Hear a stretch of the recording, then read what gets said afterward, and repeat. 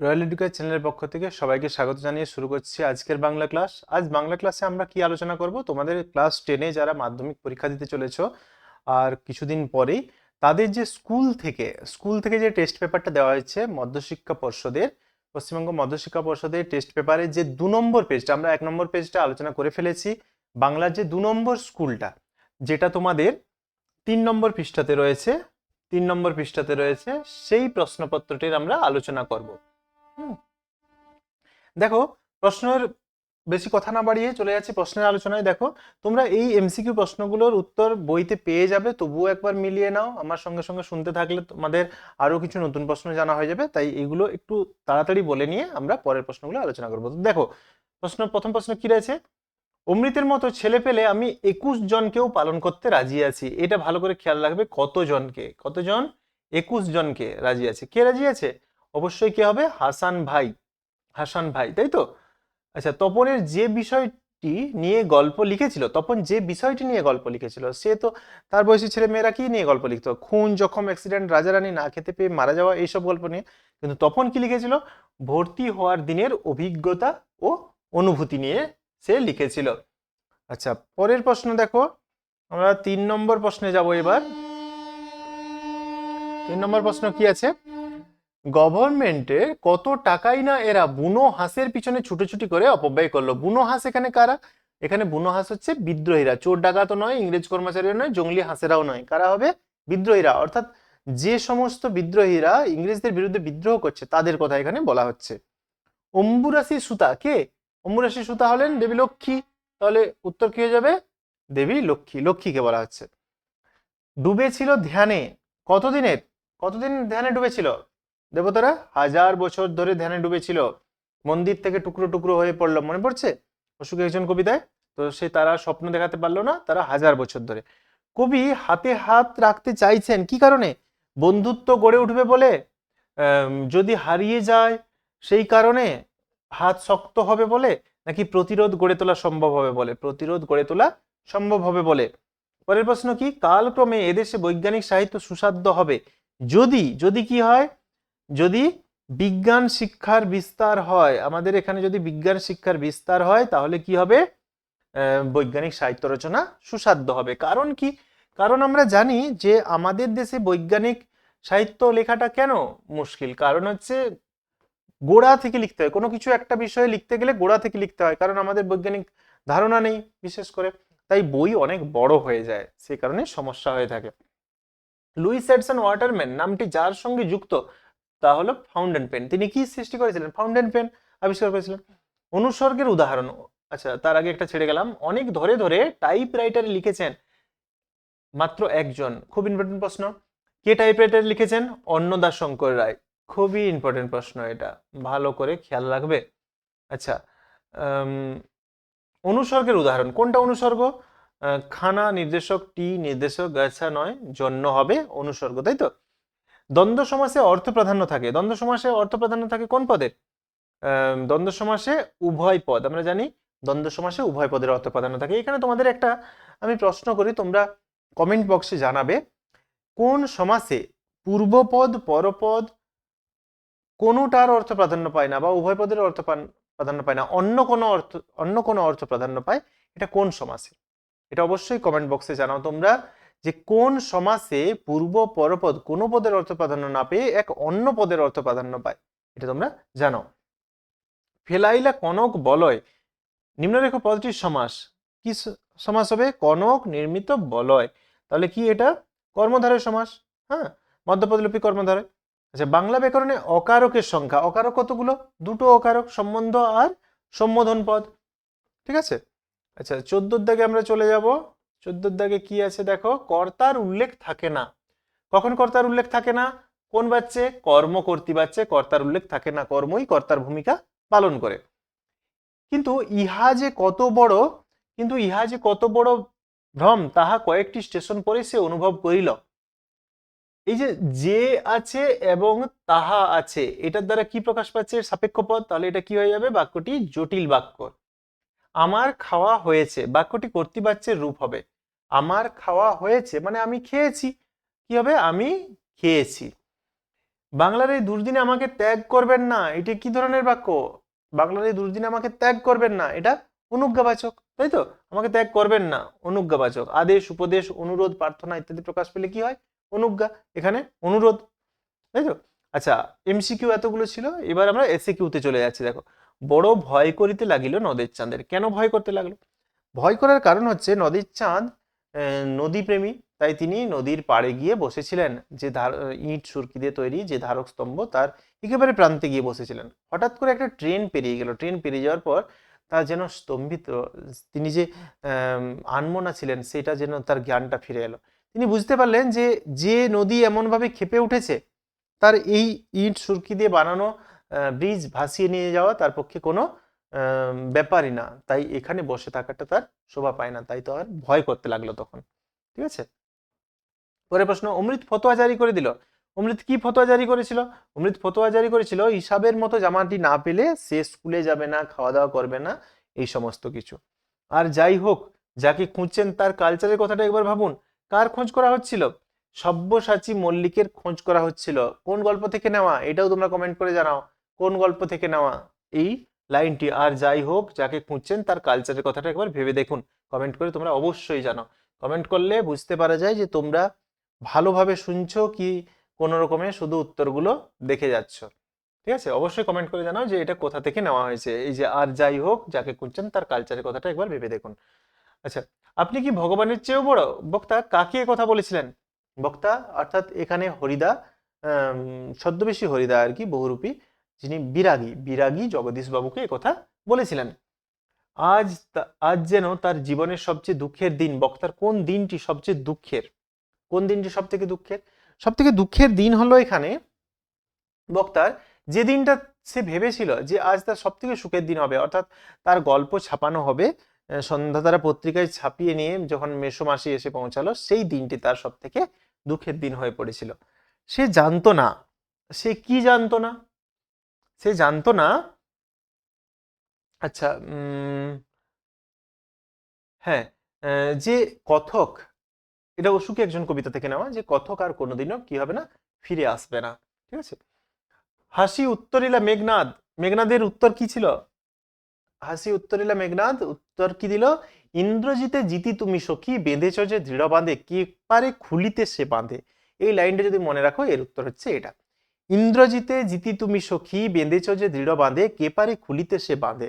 অর্থাৎ তিনি প্রমীলা, তার স্ত্রী প্রমীলাকে বলছেন যে দেখো, তুমি ইন্দ্রজিৎকে জয় করে যে বাঁধনে বেঁধেছ, সেই বাঁধন কেউ খুলতে পারবে না। হেসে হেসে এই উত্তরটাই সে দিল।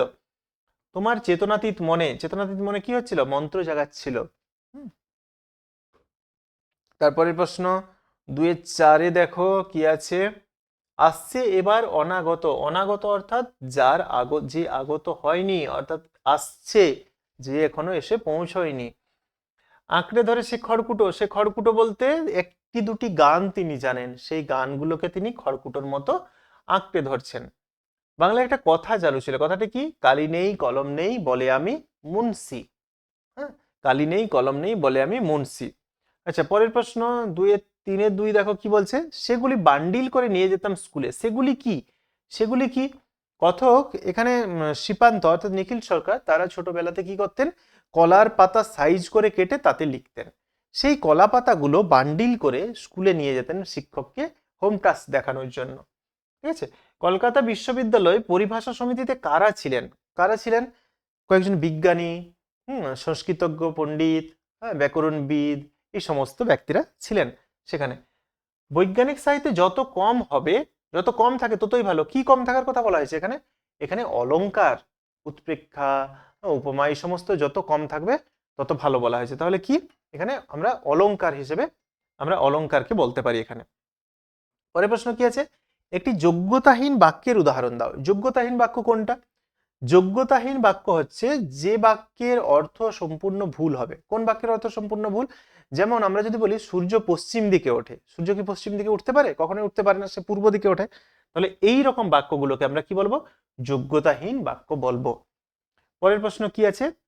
তির্যক বিভক্তি কাকে বলে উদাহরণ দাও। তাই তো, তির্যক বিভক্তি কাকে বলে? যে বিভক্তি একাধিক কারকে ব্যবহৃত হয় তাকে আমরা তির্যক বিভক্তি বলি। অর্থাৎ কর্মকারকেও থাকতে পারে, কর্তৃকারকেও থাকতে পারে, একাধিক কারকে থাকবে, তাকে আমরা কি বলি? তির্যক বিভক্তি বলি। যেমন এ এ একটা তির্যক বিভক্তি। আচ্ছা, মেধাবী ছাত্র সৌভিক অঙ্কটি করতে পারে, এখানে বিশেষ্য খণ্ড কোনটা? মেধাবী ছাত্র সৌভিক, তাই তো? আচ্ছা, বৃষ্টিতে ধুয়ে দিল আমার পায়ের দাগ, পদটির কারক বিভক্তি নির্ণয় করো। বৃষ্টিতে ধুয়ে দিল, হ্যাঁ, আমার পায়ের দাগ, তাহলে আমার পায়ের দাগটা কে ধুয়ে দিল? বৃষ্টি ধুয়ে দিল, তাই তো? বৃষ্টি ধুয়ে দিল আমার পায়ের দাগ, কর্তৃকারকে তে বিভক্তি। আচ্ছা, পরের প্রশ্ন,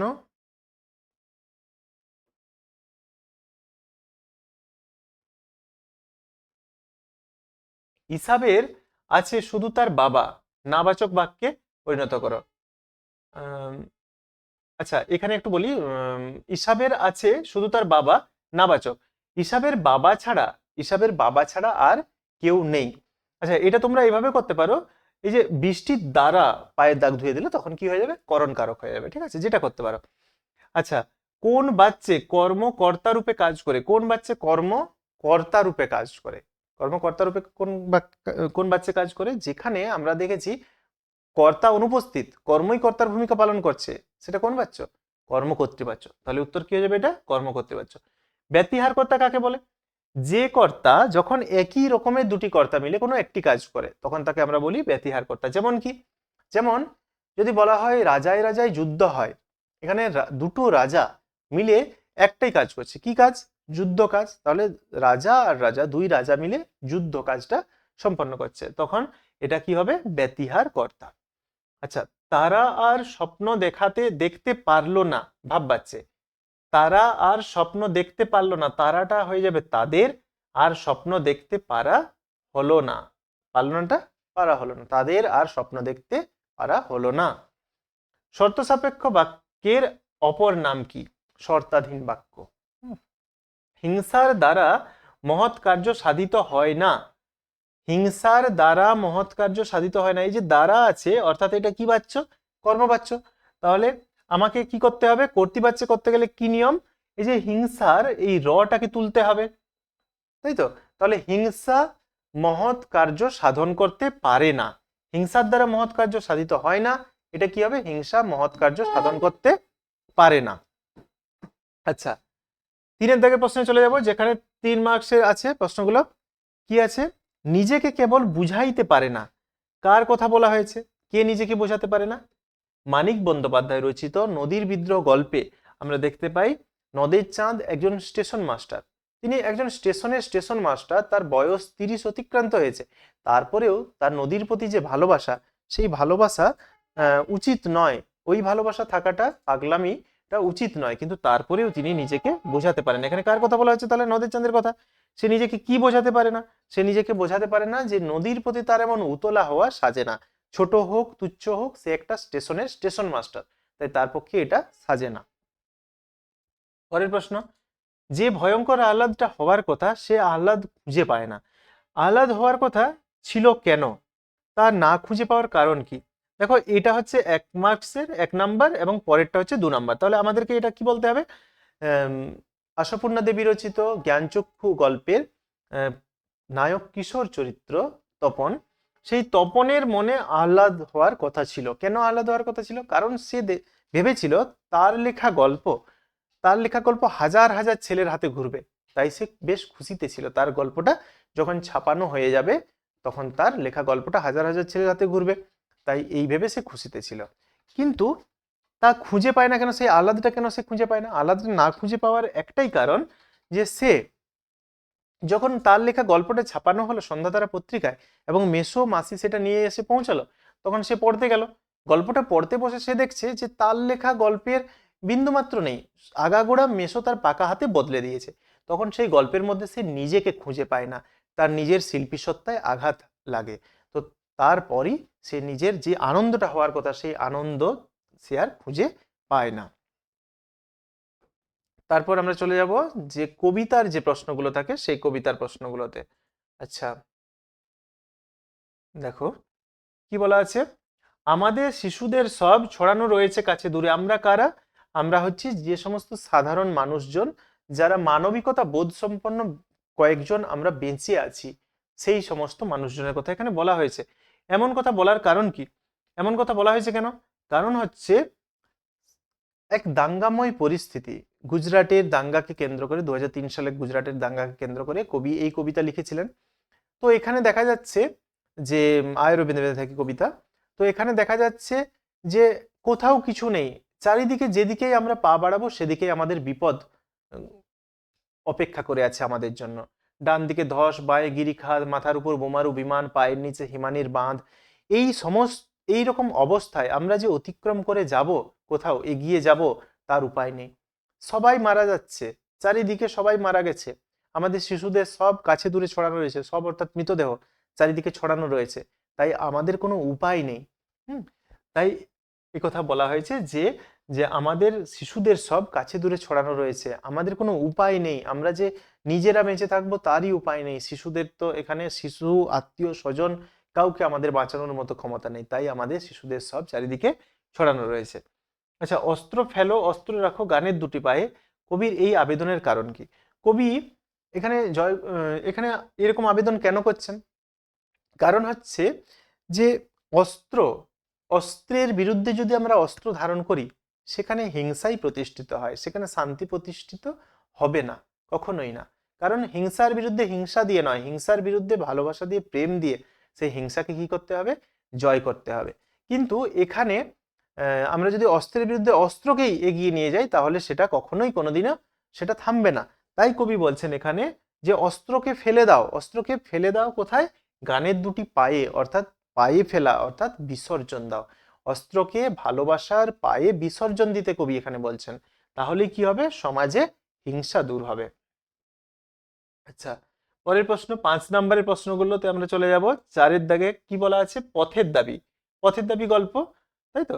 পথের দাবি গল্পে যে অপূর্ব চরিত্রটি, এখানে নিজের ভাষায় বলেছে অপূর্ব চরিত্রটি। কোনো চরিত্র লিখতে গেলে আমাদের প্রশ্নটাকে কি রকম করতে হবে? প্রথমে একটা তার ভূমিকা থাকবে, সেই চরিত্র সম্পর্কে 2-4 কথা, তারপর সেই চরিত্রের যে বৈশিষ্ট্যগুলি, সেই বৈশিষ্ট্যগুলো লিখতে হবে, এবং শেষে একটা উপসংহার। আমরা এখানে কিভাবে লিখবো?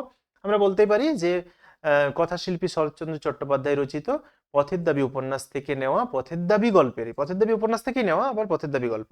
সেই পথের দাবি গল্পের প্রধান পুরুষ চরিত্র হলেন অপূর্ব। এই অপূর্ব কর্মসূত্রে বাড়ি থেকে বাইরে রয়েছে, এবং সেখানে তার বাড়িতে চুরি যাওয়া কিছু জিনিসপত্রের অভিযোগ জানাতে তিনি কোথায় পৌঁছান? পুলিশ স্টেশনে পৌঁছান। তারপর সেখানে দেখা তার কিছু ঘটনা, এবং ফিরে আসার পর তলোয়ারকরের সঙ্গে কথোপকথন এবং ট্রেনে যাওয়া, এই সমস্ত অংশ জুড়ে তার কথোপকথনের মাধ্যমে তার যেসব চারিত্রিক বৈশিষ্ট্যগুলি ফুটে উঠেছে সেগুলি নিম্নরূপ, দিয়ে হাইফেন দিয়ে 1 2 3 করে ক খ করে তোমরা লিখতে পারো। প্রথম পয়েন্ট কি বলবো আমরা? তাকে বলবো সৎ ব্রাহ্মণ একজন। হ্যাঁ, তিনি ধার্মিক। কিভাবে তিনি যে ধার্মিক সেটা আমরা কিভাবে পরিচয় পাই? ওই যে ধার্মিক পয়েন্টটা বা সৎ ব্রাহ্মণ, সেটা আমরা বুঝতে পারি যে তিনি যখন ট্রেনে যাচ্ছেন তখন স্পর্শদুষ্ট হবে না এমন খাবার, অর্থাৎ শুকনো খাবার তিনি সঙ্গে নিয়েছেন, এবং তিনি পৈতে সহযোগে কি করছেন? সন্ধানিক করছেন। এ থেকে তার সৎ ব্রাহ্মণের পরিচয় পাওয়া যায়। তিনি একজন দেশপ্রেমী মানুষ। দেশপ্রেমী একটা তার চারিত্রিক বৈশিষ্ট্য।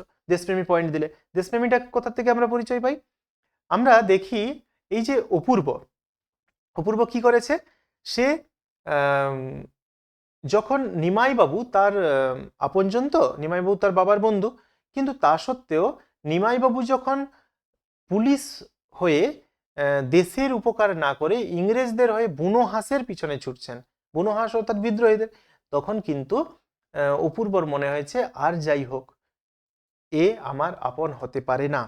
এ থেকেই তার দেশপ্রেমের পরিচয় পাওয়া যায়। তারপর তিনি একজন স্বাধীন চেতা মানুষ। তিনি কিরকম স্বাধীন চেতা মানুষ অপূর্ব? স্বাধীন চেতা পয়েন্ট দিলে তিনি যখন একটা স্টেশনে একদিন ফিরিঙ্গি ছোঁড়ারা তাকে লাথি মেরে ফেলে দিল। লাথি মেরে ফেলে দেওয়ার পর তিনি স্টেশনের মাস্টারের কাছে গেলেন অভিযোগ জানাতে। সেখানে অভিযোগ করার পর তাকে কুকুরের মতো তাড়িয়ে দেওয়া হলো দূর দূর করে। কেন না? কারণ তিনি ভারতবাসী। সেই কষ্ট তার মনের মধ্যে যথেষ্ট পরিমাণে বাজে, আজও বাজে। এখানে তার আত্মসম্মান বোধের পরিচয় পাওয়া যায়। এভাবে আত্মসম্মান বোধ, এইভাবে তোমরা 5টা পয়েন্ট দিয়ে অবশেষে লিখবে কি, উপরিক্ত সমস্ত চারিত্রিক গুণের সমন্বয়ে অপূর্ব চরিত্রটি হয়ে উঠেছে পাঠকদের কাছে অতি প্রিয় এক চরিত্র। রক্তে মাংসে গড়া আর 5টা মানুষ যেভাবে জীবনযাপন করে অপূর্ব চরিত্রের মধ্যে আমরা সেই রূপ জীবনযাপন দেখতে পেয়ে থাকি। এভাবে 2-1 কথা লিখে তোমরা উপসংহারটা কমপ্লিট করবে। আচ্ছা, পরের প্রশ্নে চলে যাচ্ছি। হরিদার জীবনে সত্যি একটা নাটকীয় বৈচিত্র্য আছে। হরিদা কে? এটা মনে রাখতে হবে। হরিদা কে? সুবোধ ঘোষ রচিত বহুরূপী গল্পের প্রধান পুরুষ চরিত্র হলেন বহুরূপী হরিদা। তার জীবনের নাটকীয় বৈচিত্র্য নিজের ভাষায় লেখো। তার জীবনের নাটকীয় বৈচিত্র্য কি? তার জীবন এবং জীবিকা উভয় ক্ষেত্রেই আমরা নাটকীয় বৈচিত্র্য আমাদের চোখে পড়ে। নাটকীয় বৈচিত্র্য, নাটকীয় অর্থাৎ কি, নাটকের মতো, যেটা নাটকের মতো হলেই নাটকীয় ব্যাপারটা। তো এখানে সাধারণ মানুষ কি করে, তারা কিভাবে রোজগার করবে, কিভাবে সুন্দর জীবনযাপন করবে, এই নিয়ে ব্যস্ত। কিন্তু হরিদা সম্পূর্ণ ব্যতিক্রমী মানুষ। তার জীবনটা একটা যেন নাটকীয়তায় যেন মোড়া। হরিদা কি করেন না, হরিদা হাঁড়িতে কখনো কখনো জল ফোটে কিন্তু চাল ফোটে না। একঘেয়ে অভাবটাকে হরিদা সহ্য করতে রাজি, কিন্তু জীবনটাকে বাঁধা ধরা গণ্ডির মধ্যে বেঁধে ফেলতে তিনি একেবারেই চান না। তাই তিনি সপ্তাহে বড়জোর একদিন তিনি রোজগার করার জন্য বহুরূপী সাজ গ্রহণ করে তিনি বেরিয়ে থাকেন। তো সেই তিনি বহুরূপী যখন সাজ গ্রহণ করেন, তখন দেখা যায় কখনো তিনি পাগল সেজেছেন। কিভাবে পাগল সেজেছেন না, মুখ দিয়ে লালা ঝরছে, হ্যাঁ, গলায় টিনের কৌটোর মালা, হাতে একথান ইঁট নিয়ে ছুটে যাচ্ছেন বাসের পেছনে পেছনে। কখনো তাকে দেখা যায় কাপালিক সাজতে, কখনো তাকে দেখা যায় রূপসী বাইজি সাজতে, হাতে একটা ফুল সাজি নিয়ে হেলে দুলে সে এগিয়ে যাচ্ছে। তো তখন কি হয়েছে, তখন যারা এলাকায় নতুন এসেছে তারা তো দেখে তাদের চোখ কপালে উঠেছে, এত সুন্দর একটা বাইজি, এত সুন্দর একটা মেয়ে। তো তারপর আবার তার নাটকীয়তার চরম বৈশিষ্ট্য লক্ষ্য করা যায়, বা নাটকীয়তার চরম নিদর্শন লক্ষ্য করা যায় যখন জগদীশ বাবুর বাড়িতে সে বিরাগী সেজে গেছে, এবং সেখানে তার যে অভিনয়, তার বন্ধুরা পর্যন্ত, তা অনাদি ভবতোষরা পর্যন্ত তা ঘুণাক্ষরেও টেন পায়নি। এই যে কেউ তার যারা জানে তারাই একমাত্র বুঝতে পারছে, বাকিরা বুঝতে পারছে না। সে স্কুলের মাস্টার মশাইয়ের কাছ থেকে কি করেছে না, ঘুষ নিয়েছে। এই সমস্ত তার সাজ পোশাক এবং জীবনযাপনের রীতি তার নাটকীয়তার একটা পরিচয় দিয়ে থাকে। আচ্ছা, তারপরে দেখো কি বলা হচ্ছে, পরের প্রশ্ন। দাঁড়াও ওই মানহারা মানবীর দ্বারে, কাকে কেন মানহারা মানবী বলা হয়েছে? কাকে কেন? 2 নম্বর, কাকে বলা হয়েছে? আফ্রিকাকে বলা হয়েছে মানহারা মানবী। কেন বলা হয়েছে আফ্রিকাকে মানহারা মানবী? বলার কারণ হচ্ছে, আফ্রিকাকে যদি আমরা একটা নারীর সঙ্গে তুলনা করে থাকি, নারীর পোশাক, নারীর বেশ ভূষণ হচ্ছে তার মান মর্যাদা রক্ষা করে। এখানে আফ্রিকাও ছিল ঘন জঙ্গলে আবৃত একটা মহাদেশ। সেই ঘন জঙ্গল কেটে ইউরোপের সভ্য সাম্রাজ্যবাদী লোকেরা আফ্রিকাকে নগ্ন করলো, তাই যেন তার মান হারিয়ে গেল।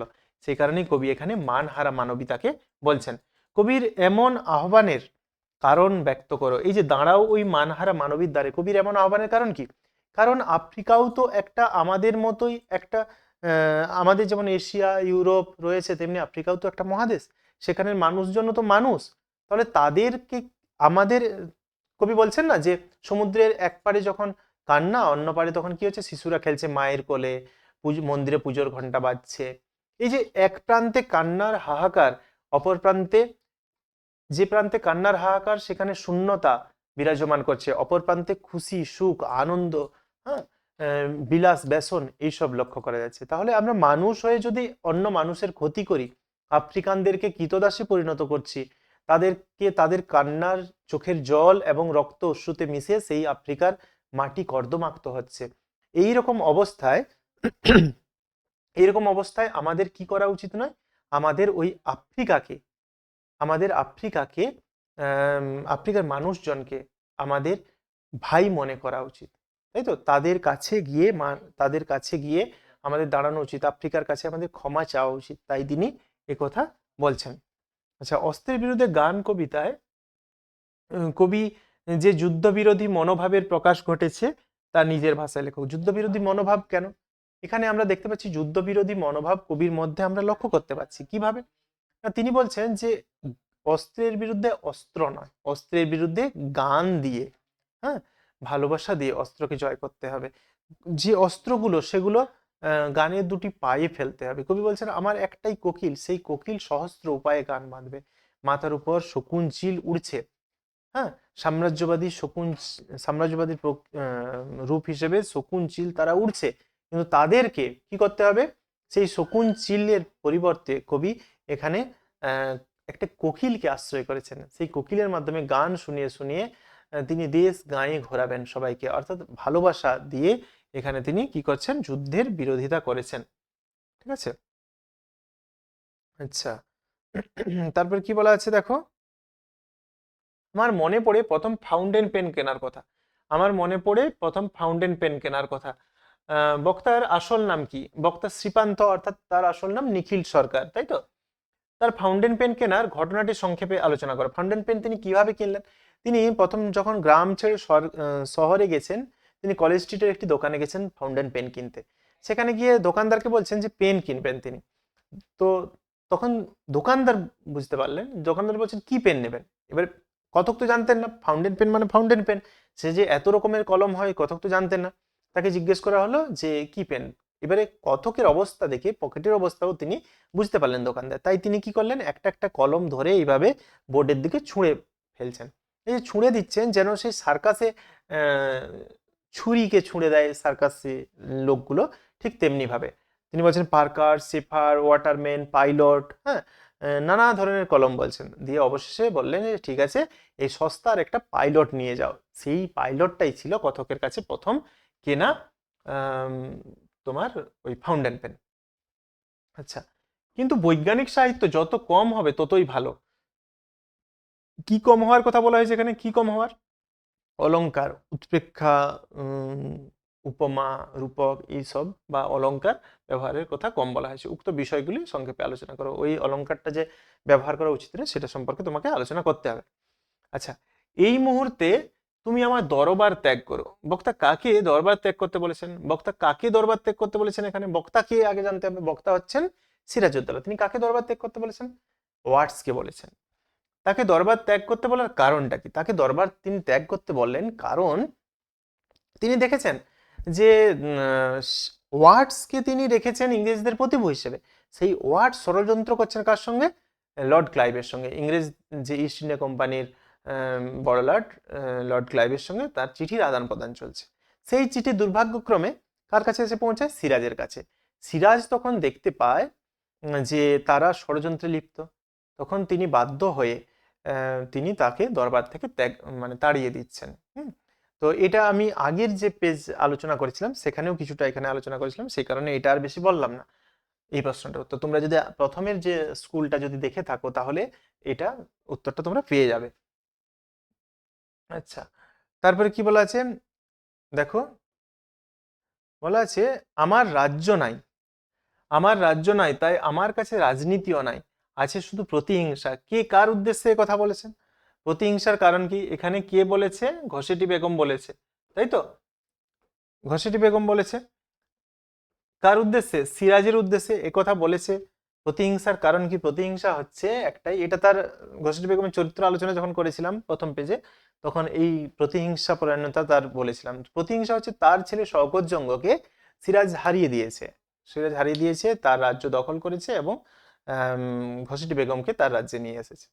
তো এখানে তার প্রতিহিংসা যে কি হবে, যে সিরাজও একটা সময় ইংরেজদের দ্বারা পরাজিত হবে, তাহলে তার প্রতিহিংসা চরিতার্থ হবে। আচ্ছা, খাওয়ায় আমার লোভ নেই, ডায়েটিং করি। বক্তা কে? বক্তা কে এখানে? বক্তা হচ্ছেন বিষ্ণুধর। কাকে কথা বলেছে? কাকে বলেছে? ক্ষিতীশকে বলেছে। ক্ষিতীশকে বলেছে যে আমার খাওয়ায় লোভ নেই। তার ডায়েটিং এর পরিচয়, ডায়েটিং এর পরিচয় তোমরা সবাই জানো। ডায়েটিং এর পরিচয় কি? সে বলেছে যে এখন সে ডায়েটিং করে থাকে। কিভাবে ডায়েটিং করে? সে আগে 20টা লুচি খেত, এখন 15টা খায়। আগে যে ভাতটা খেত তার থেকে যথেষ্ট পরিমাণে কম ভাত খায়। ঘি 4 চামচের একটুও বেশি খায় না। তো এইভাবে সে কি করে থাকে, আর 4টে কড়া পাক খায়, 2 গ্লাস মিশ্রির শরবত খায়, এইভাবে সে ডায়েটিং করে থাকে। আচ্ছা, বুকের মধ্যে পুষে রাখুক। কি পুষে রাখার কথা বলা হয়েছে? ওই যে হিয়ার প্রতি যে রাগ, সেই রাগটা পুষে রাখার কথা বলা হয়েছে। কারণ ব্যাখ্যা করো, কি কারণে পুষে রাখতে বলা হয়েছে? কারণ হচ্ছে ভবিষ্যতে বড় হয়ে যখন সে সাঁতার কাটবে তখন এই রাগটাই তাকে কি করবে, তাকে এগিয়ে নিয়ে যেতে সাহায্য করবে, এই কারণেই এটা বলা হয়েছে। আচ্ছা, ফাইট কোনি ফাইট, তার সাঁতারু থেকে চ্যাম্পিয়ন হয়ে উঠতে গিয়ে কোনিকে কি ধরনের ফাইট করতে হয়েছিল তা আলোচনা করো। এটা আমি একটু পরে বলছি তোমাদের, এইটা আলোচনা করে দিয়ে দেখো কিভাবে ফাইট কোনি ফাইট, অর্থাৎ কোনিকে ফাইট কিভাবে করতে হয়েছিল। সাঁতারু থেকে চ্যাম্পিয়ন, সে কি হয়েছে, সাঁতারু ছিল সেখান থেকে চ্যাম্পিয়ন কিভাবে হয়েছিল? প্রথমে কোনিকে এখানে ফাইট করতে হয়েছে কাদের বিরুদ্ধে? এক, দারিদ্রতা, এবং দুই, রাজনীতি। এই দুটোর বিরুদ্ধে কোনিকে কি করতে হয়েছে? লড়াই করতে হয়েছে। কোনিকে দারিদ্রতার বিরুদ্ধে লড়াই করতে হয়েছে, যখন তার বাবা মারা গেল, তার দাদা কমল সে কি করলো, সে সংসারের হাল ধরলো। কিন্তু তারপর দেখা গেল তার দাদা কমলও মারা গেল, তখন কোনি কি করবে? কোনির তো আর উপায় নেই, তখন তাকে বাধ্য হয়ে কাজ করতে হলো। সেই কাজ সে কোথায় নিল? ক্ষিতীশের কথা মতো লীলাবতী তাকে কাজ দিল। কোথায়? প্রজাপতির দোকানে। সে ঝাঁট দেয়, শাটার তোলে, এইভাবে সে 40 টাকা বেতনে কি করতে লাগলো? কাজ করতে লাগলো। তো এইভাবে সে দারিদ্রতা দূর করার চেষ্টা করেছিল তার নিজের, কিন্তু সেই দারিদ্রতা দূর করতে গিয়ে সে যে পরিশ্রমটা করত, তাতে কিন্তু সে তার যে লক্ষ্য, সেই লক্ষ্য থেকে কিন্তু ভ্রষ্ট হয়নি। সে তার লক্ষ্যের পথে কিন্তু অবিচল ছিল, সেই পথেই সে এগিয়ে যাচ্ছিল। এবং এই দারিদ্রতাকে তো সে জয় করতে পারলো, কিন্তু রাজনীতিকে সে কিভাবে জয় করলো? তাকে যখন স্টেট চ্যাম্পিয়নশিপ যখন খেলা হচ্ছিল, তখন তাকে জায়গা দেওয়া হয়নি। তাকে সেখানে যখন জায়গা দেওয়া হলো না, ক্ষিতীশ কি করলো? কমলা দিঘির এক প্রান্তে তাকে ওই খেলোয়াড়দের সঙ্গেই নামালো, এবং দর্শকরা সবাই দেখতে পেল যে কোনি কতটা ভালো সাঁতার কাটতে পারে, তাদের অমিয়াদের থেকে অনেক আগেই সে সেটা কমপ্লিট করলো। অবশেষে প্রণবেন্দু বিশ্বাস, যিনি বালিগঞ্জ সুইমিং ক্লাবের ট্রেনার, তিনি কি করলেন? তিনি জোর করলেন, জেদ করলেন যে যদি কোনিকে দলে না নেওয়া হয় তাহলে কি হবে? তাহলে আমি আমার হিয়া মিত্র যে রয়েছে তাকে উইথড্র করে নেব, তাকে তুলে নেব।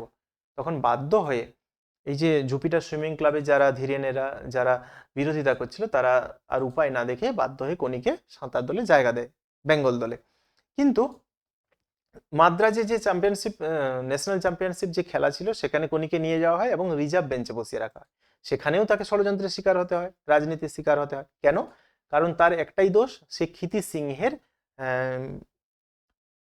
দ্বারা প্রশিক্ষিত হয়ে সে এখানে এসেছে। আর ক্ষিতীশের সঙ্গে হরিচরণ, জুপিটার সুইমিং ক্লাব, এদের শত্রুতা, তাই তাকে বসিয়ে রাখা হয়।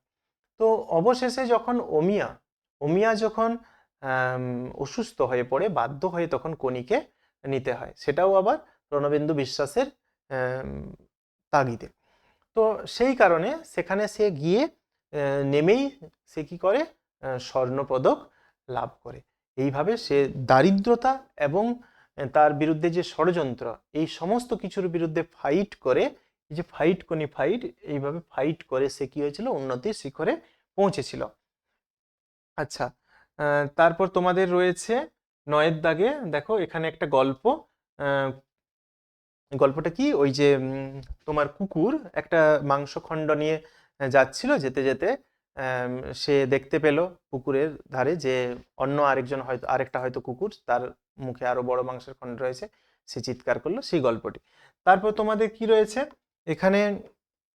প্লাস্টিকের ব্যবহার নিয়ে দুই বন্ধুর মধ্যে কাল্পনিক কথোপকথন। তবে এই কথোপকথন তাকে এড়িয়ে তোমরা চেষ্টা করবে সবসময় এই প্রতিবেদন করার জন্য, কারণ এর থেকে এটাতে নাম্বার বেশি পাওয়া যায়। তবুও তোমরা যদি এই কাল্পনিক সংলাপ করো, তাহলে দুই বন্ধুকে প্লাস্টিকের ব্যবহার, একজন বন্ধু প্লাস্টিকের ব্যবহার নিয়ে প্রশ্ন করবে এবং অপরজন তার উত্তর দেবে, যে প্লাস্টিকের, এইভাবে দুজনের কথোপকথনটাকে এগিয়ে নিয়ে যাবে, যে প্লাস্টিক বর্তমানে কতটা মানুষ কিভাবে ব্যবহার করছে সব জায়গাতেই, এবং এই প্লাস্টিক পরিবেশের কি কি ক্ষতি করছে, তা কিভাবে দূর করা সম্ভব হবে, এতে কাদেরকে এগিয়ে আসতে হবে, এই নিয়ে একটা সংলাপ তোমরা 1 পৃষ্ঠা তোমাদের লিখতে হবে, 4 নম্বরের মতো। আর কি, রক্তদান শিবিরের আয়োজন করা হয়েছিল, এই নিয়ে প্রতিবেদন লিখতে গেলে অবশ্যই তোমাকে কি করতে হবে? প্রথমে লিখতে হবে যে রক্তদান শিবিরে একটা শিরোনাম দিতে হবে, শিরোনাম দেওয়ার পর নিজস্ব সংবাদদাতা, স্থান এবং তারিখ দিয়ে তোমাকে কোথায় হলো, কিভাবে হলো, কারা কারা এখানে উপস্থিত ছিল এবং এই রক্তদান শিবিরের যে প্রয়োজনীয়তা, এই সমস্ত কিছু লিখে তারপর সরকারের কি করা উচিত, কি করণীয়, এই নিয়ে তোমাকে একটা আলাদা প্যারা করতে হবে। তারপর আমাদের যেটা 11 দাগ রয়েছে সেটা হচ্ছে তোমাদের রচনা। এই রচনা সবসময় বলে থাকি বিজ্ঞান নিয়ে যে প্রশ্নগুলো থাকে এগুলো তোমরা একটু দেখলেই পারবে। বর্তমান জীবন ও বিজ্ঞান, এটা তোমরা কমন পেয়ে যাবে। এছাড়া বাংলার উৎসব, বন্যপ্রাণ সংরক্ষণ, তোমার প্রিয় কবি, কবি বলতে তোমরা এখানে রবীন্দ্রনাথ ঠাকুরের একটা জীবনী পড়ে রাখতে পারো, একজন প্রিয় কবি এবং একজন বাঙালি বিজ্ঞানী, এই দুটো কিন্তু পড়ে রাখা উচিত। তো এই ছিল আজকের আলোচনা। যদি ভালো লাগে ভিডিওটাকে অবশ্যই একটা লাইক দিয়ে চ্যানেলটাকে সাবস্ক্রাইব করে রাখো। এবং আমরা প্রত্যেকটা সাবজেক্টের তোমাদের এই যে মধ্যশিক্ষা পর্ষদের যে প্রশ্নপত্রের আলোচনা, এগুলো খুব তাড়াতাড়ি নিয়ে আসছি, সঙ্গে জুড়ে থাকো। ভিডিওটা শেষ পর্যন্ত দেখার জন্য অসংখ্য ধন্যবাদ।